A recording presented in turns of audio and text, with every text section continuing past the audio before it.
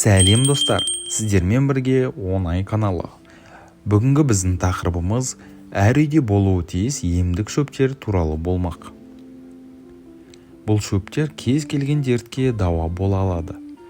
Бүгінде түрлі ауруға дәрілік шөптер мен өсімдіктерден шипа тауып жүргендер баршылық. Өйткені дәріханада сатылатын дәрілердің кейбірінің жанама әсері болып, басқа ағзаны зақымдайды, ал мына шөптерді ем ретінде қолданып, ешқандай да кері әсерін көрмейсіз. Ендеше, әрқайсымыздың ас үйімізден табылатын емдік әсері күшті әрі жедел түрде көмектесетін дәрілермен бірге танысайық. Ең бірінші, райхан немесе базилик. Хош иісті бұл шөпті классикалық капресс салатын, песто тұздығын және басқа да көптеген дәмді тағамдарды дайындау кезінде қолданады. Жұпар аңқыған иісі мен ерекше дәмі тағамды түрлендірумен қатар тәбет ашатындай тәтті етеді. Ал ем ретінде қолданған кезде физикалық және жүйке жүйесіне түскен салмақты жеңілдетеді. Ағза мен тінді ластанудан қорғайды, токсиндер мен улы заттардан тазалайды.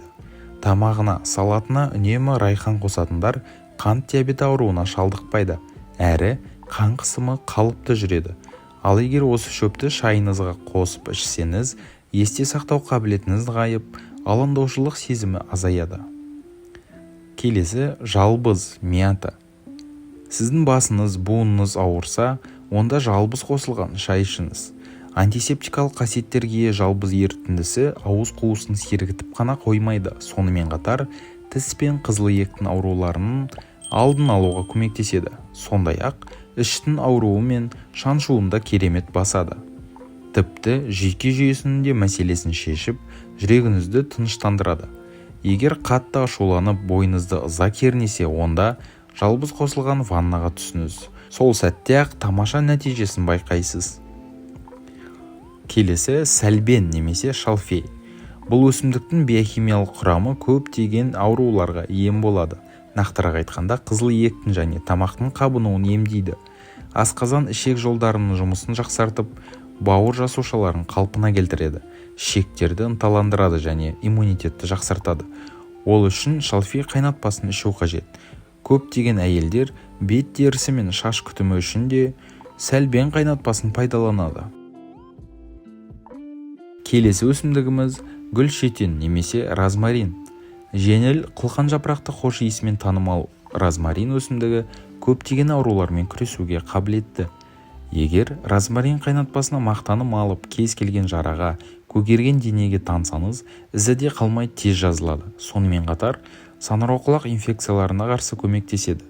Жана піскен немесе кептірілген розмарин жапырақтарын үнемі тұтынатын болсаңыз, тамыр қабырғаларын нығайтуға, иммунитетті көтеруге, тіндердегі қан айналымын және микроайналым арнасын жақсартуға көмектеседі. Келесі, ақжелкен немесе петрушка. Ең қолжетімді өсімдіктердің бірі болып табылатын ақжелкен бронх, өкпе, бауыр, ұйқы безі ауруларына ем болады. Оған қоса несеп жыныс жүйесінің қызметін қалыпқа келтіреді. Беттегі қарадақты ағартып, сепкілді кетіреді.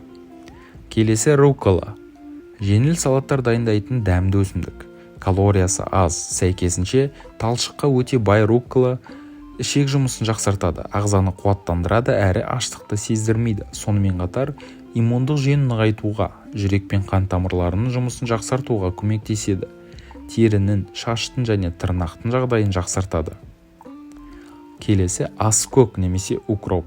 Тағамға ерекше дәм мен әсемдік беретін аскөк жаңа туған нәрестелердің іші желденген кезде таптырмайтын ем болады. Өсімдіктің ішек жұмысын қалпына келтіретін, ана сүтін көбейтетін қасиеті бар. Сонымен қатар тыныс алу және несеп жыныс жүйесінің қызметін жақсартып, қандағы холестерин деңгейін төмендетеді. Табиғи шөптер көптеген пайдалы қасиеттерге ие, бірақ олардың биологиялық белсенділігі жоғары болғандықтан, оларды мөлшермен ғана қолдану қажет. Әсіресе жүкті әйелдер, қарт адамдар, балалар және аллергиямен ауыратындар өнімдерге өте сақ болғаны абзал. Және де достар, ескерте кететін жайт, халық емін қолданбас бұрын міндетті түрде дәрігермен кеңесіп алыңыз.